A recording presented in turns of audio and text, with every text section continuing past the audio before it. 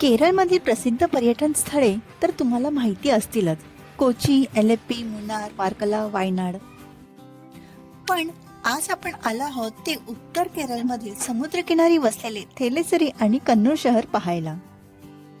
ह्या व्हिडिओमध्ये आपण पाहणार आहोत येथील प्रसिद्ध मंदिरे, ऐतिहासिक किल्ले. व्हिडिओ शेवटपर्यंत नक्की बघा, कारण 2 दिवसाच्या ट्रिप प्लॅन कसा करायचा तेही मी सांगितले आहे.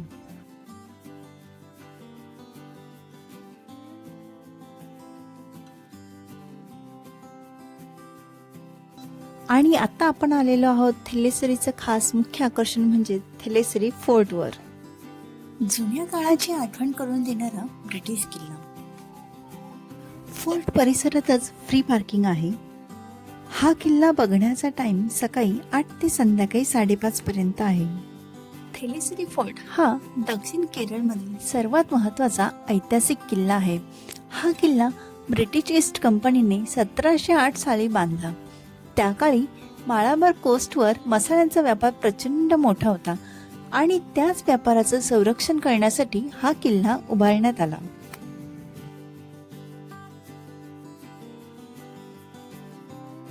किल्ल्यातून गुप्त भूमिगत बोगदा दिसतो.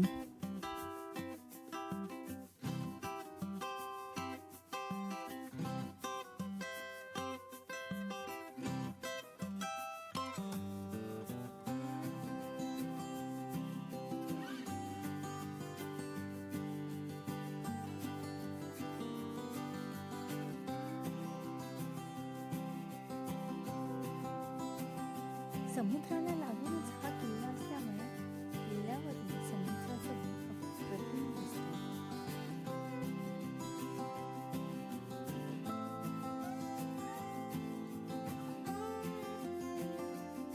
किल्ल्यावर एक लाईट हाऊस ही बघायला मिळते.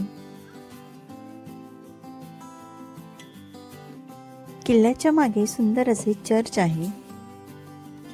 किल्ल्याची भिंत 7 ते 8 फूट रुंद आणि मजबूत आहे. किल्ल्याच्या मागेच सुंदर बीच आहे.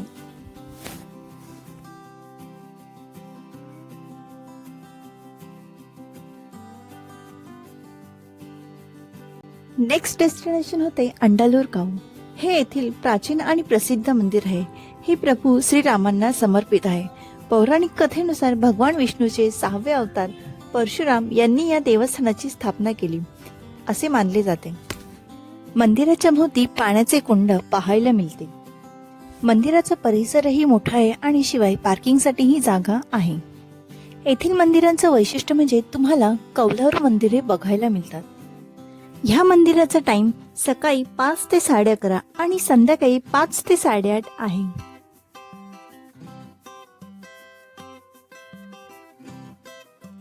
समोर जे मोठे मंदिर दिसते ते आहे मेलेगाव, जे प्रभू श्रीरामांना समर्पित असून अयोध्या नगरीचे प्रतीक मानले जाते. आणि समोरील दुसरे मंदिर हे थाजेगाव आहे. हे मंदिर रावणाच्या लंका नगरीचे प्रतीक मानले जाते. मंदिरामध्ये कॅमेरा अलाउड नाही. येथे कोणत्याच मंदिरांमध्ये तुम्हाला लाईट दिसणार नाही. असतो तो फक्त दिव्यांचा प्रकाश. मंदिरामध्ये खूप सुंदर नक्षीदार समया आणि दिवे बघायला मिळतात. येथे रामायणातील भाग थय्यम ह्या कला प्रकारातून सादर केले जातात. आता थय्यम काय आहे तर 2022 मध्ये रिलीज झालेल्या कांतारा मूवी मध्ये जो देव दाखवला होता तोच कला प्रकार येथे सादर करतात.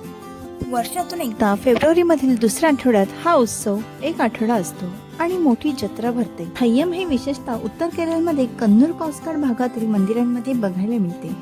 थय्यमला युनेस्कोच्या यादीत स्थान दिलेले आहे. आता आपण जाणार आहोत अंडालूर खाऊ पासून 15 मिनिटाच्या अंतरावर असणाऱ्या धर्मदम बीचवर.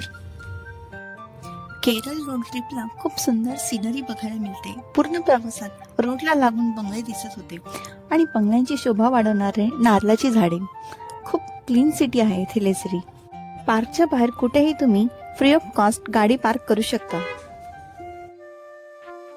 हा प्रायव्हेट पार्क असल्यामुळे याची ॲडल्ट एंट्री फी 20 रुपये आहे. हा बीच तर मिस करू नकाच. म्हणजे 3-in-1 बीच आहे. लहान मुलांसाठी पार्क आहे, पार्कला लागून बीच आहे आणि बीचला लागूनच सुंदर असा मिनी आयलँड आहे.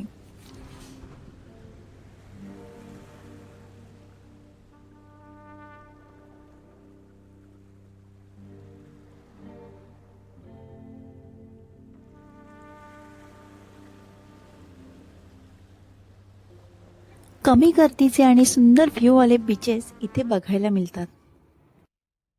हा मिनी आयलँड जर बघायचा असेल तर त्याची एंट्री तुम्हाला ह्याच पार्कमधून मिळेल. वॉकेबल डिस्टन्सवर हा आयलँड बघायला मिळतो.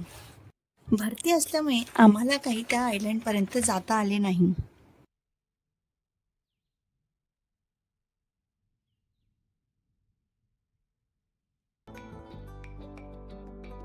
तुम्ही जर थेलेसरी किंवा कन्नूरला भेट देत असाल तर धर्मदम बीचला नक्कीच तुमच्या ट्रॅव्हल लिस्टमध्ये ॲड करा. खूप सुंदर व्ह्यू बघायला मिळेल. आता नेक्स्ट डेस्टिनेशन होते कन्नूर फोर्ट. धर्मदम बीच पासून कन्नूर फोर्ट अर्ध्या तासाच्या अंतरावर आहे. कन्नूर फोर्टचे नाव सेंट अँजेलिओ फोर्ट असेही आहे. किल्ल्याच्या एंट्रन्सलाच कार पार्किंगसाठी जागा आहे, तीही पेड पार्किंग आहे. ह्या किल्ल्याची एंट्री फी प्रति व्यक्ती 25 रुपये आहे.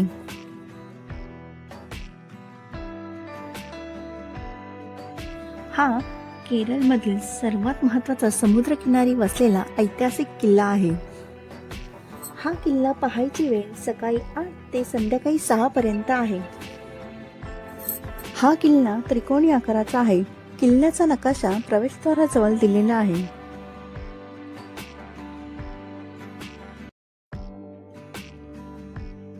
हा किल्ला 1505 मध्ये Portugal viceroy Francisco de Almeida यांनी बांधला.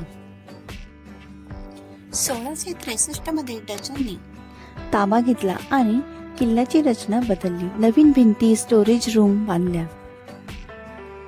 1790 साली ब्रिटिश ईस्ट इंडिया कंपनीच्या ताब्यात गेला. ब्रिटिश काळात सैनिकांसाठी रूम, लष्करी सामान आणि घोड्यांसाठी तबेला या किल्ल्यावर करण्यात आला. किल्ला लाल रेड लाईन दगडांनी बांधलेला असल्यामुळे त्याला रेड फोर्ट ऑफ केरला असेही म्हणतात. ब्रिटिशांनी हा किल्ला लष्करी तळासाठी वापरला. किल्ल्याची भिंत 7 ते 8 फूट लांबीची आहे. किल्ल्याच्या चारही बाजूनी तोफा ठेवलेल्या दिसतात. ह्या किल्ल्याचं मुख्य आकर्षण म्हणजे किल्ल्याच्या एका बाजूने दिसते मपिला खाडीचे दृश्य. हे प्रमुख मासेमारीचे बंदर आहे आणि किनाऱ्याला लागलेल्या सुंदर रंगीत होड्या लक्ष वेधून घेतात.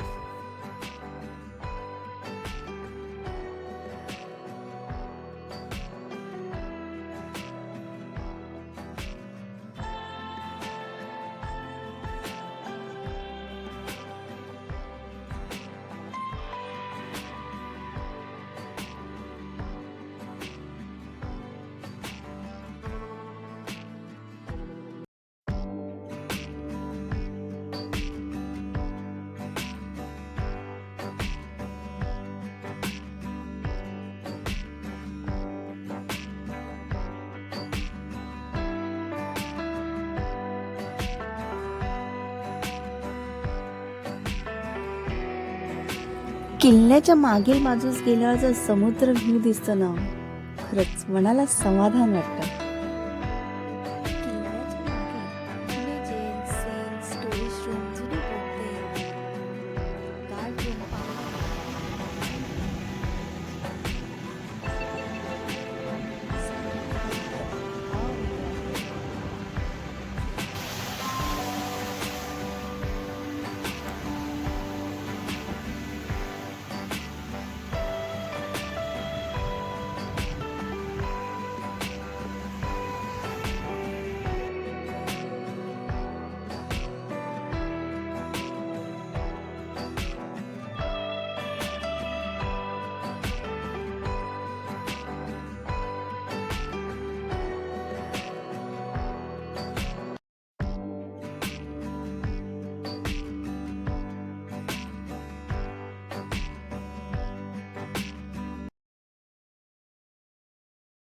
ला लागून असलेल्या पायंबलम बीचला सेंट अँजेलिओ फोर्ट पासून अगदी 10 ते 15 मिनिटे अंतरावर असलेला हा बीच परिसरात काही प्रतिष्ठित व्यक्तींची स्मारके व स्मृतीस्थळे आहेत.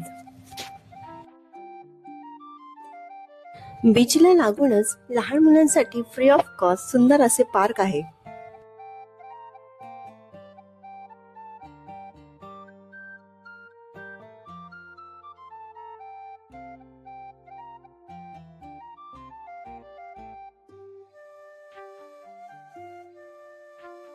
एका साईडला बीचकडे जाणारा सुंदर पाथवे दिसतो.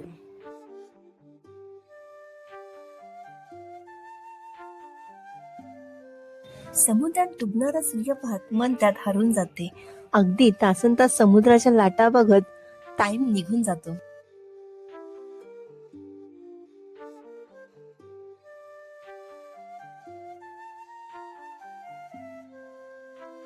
येथील मंदिरांचा भेट देण्याचा टायमिंग सकाळी आणि संध्याकाळी असतो, त्यामुळे दुसऱ्या दिवशी आम्ही मंदिरे बघायचे ठरवले होते. आता आपण भेट देणार आहोत श्री जगन्नाथ मंदिराला. मंदिराच्या बाहेरच फ्री ऑफ कॉस्ट गाडी पार्किंग करता येते. हे मंदिर शंकराला समर्पित आहे. मंदिरात दर्शन घेण्याचा टाइम पहाटे 5:30 ते दुपारी 12 पर्यंत आणि संध्याकाळी 5 ते 9 आहे. मेन मंदिरात खूप सुंदर फुलांची सजावट आणि दिव्यांची आरस बघायला मिळते. येथील मंदिरांमध्ये लाईट लावली जात नाही. छतावरती सुंदर नक्षीकाम बघायला मिळते. मंदिरामध्ये फोटोग्राफी अलाउड नाही, त्यामुळे आतमध्ये फोटो काढता येत नाही.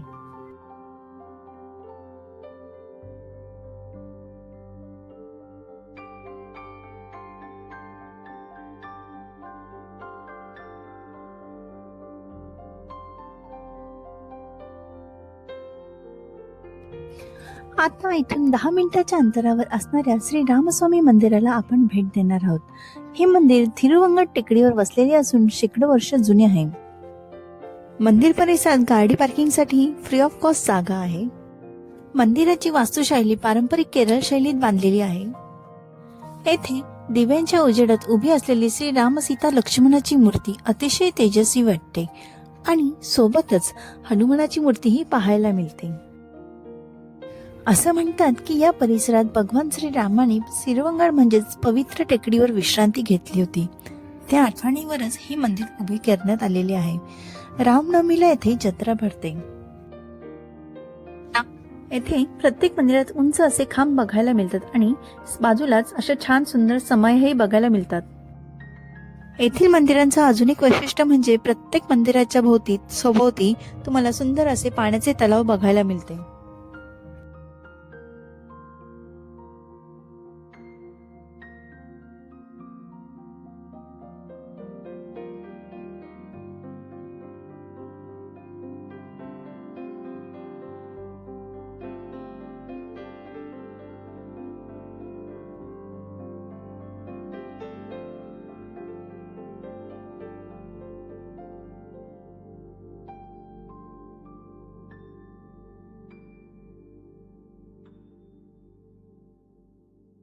महिन्यातून एकदा येथे महाप्रसाद असतो आणि योगायोगाने आम्हाला त्या महाप्रसादाचा लाभही घेता आला. येथे भात आणि त्याबरोबर सांबर हे जेवणात असतातच आणि सोबत गोड पदार्थ गव्हाची लापशी. तुम्हाला पण इथे यायचे असेल तर सर्वात जवळचे एअरपोर्ट आहे कन्नूर इंटरनॅशनल एअरपोर्ट. जर तुम्हाला रेल्वेने यायचे असल्यास नजीकचे रेल्वे स्टेशन आहे कन्नूर आणि थेलेसरी. मला कमेंटमध्ये नक्की सांगा तुम्हाला ह्या लोकेशन्स पैकी कोणते लोकेशन आवडले, मंदिर, किल्ले की बीच. आम्ही बुक केलेले budget friendly hotels in Kannur and Thalassery. येथे फिरण्यासाठी आम्ही Indus go rent car Kannur येथून कार बुक केली. साधारण कार आपल्या हातात येईपर्यंतच्या प्रोसेसमध्ये 1 तास जातो. तुम्हाला 2 दिवस उत्तरेला फिरण्यासाठी द्यायचे असतील तर तुम्ही या आयटरीचा स्क्रीनशॉट घेऊ शकता. डे 1 मध्ये तुम्ही थेलेसरी एक्सप्लोर करू शकता आणि डे 2 मध्ये कन्नूरचे लोकेशन्स एक्सप्लोर करू शकता. तुम्हाला सर्व लोकेशनची गुगल मॅप लिंक डिस्क्रिप्शन मध्ये मिळून जाईल. जर तुम्हाला 3rd डे पण एक्सप्लोर करायचा असेल तर आरालम वाईल्ड लाईफ सेंच्युरी तुम्ही बघू शकता किंवा 2 तासाच्या अंतरावर असलेला बेकाल फोर्ट तुम्ही पाहू शकता. 1995 मधील बॉम्बे मूव्ही मधील तू ही रे सॉन्गची शूटिंग ज्या बेकाल फोर्टवर झाली ती तुम्ही बघू शकता. ह्या व्हिडिओच्या पार्ट 2 मध्ये पाहायला भेटेल केरळचे सुंदर हिल स्टेशन वायनाड. कोणते कोणते लोकेशन्स तुम्ही एक्सप्लोर करू शकता ते तुम्हाला ह्या व्हिडिओमध्ये बघायला भेटेल. माझ्या व्हिडिओला लाईक करा. तुम्ही ज्यांच्यासोबत फिरायला जाणार आहात त्यांना ही व्हिडिओ शेअर करा आणि चॅनलवर नवीन असाल तर सबस्क्राईब करायला विसरू नका. थँक्यू. भेटूयात पार्ट 2 मध्ये. तोपर्यंत बाय, टेक केअर.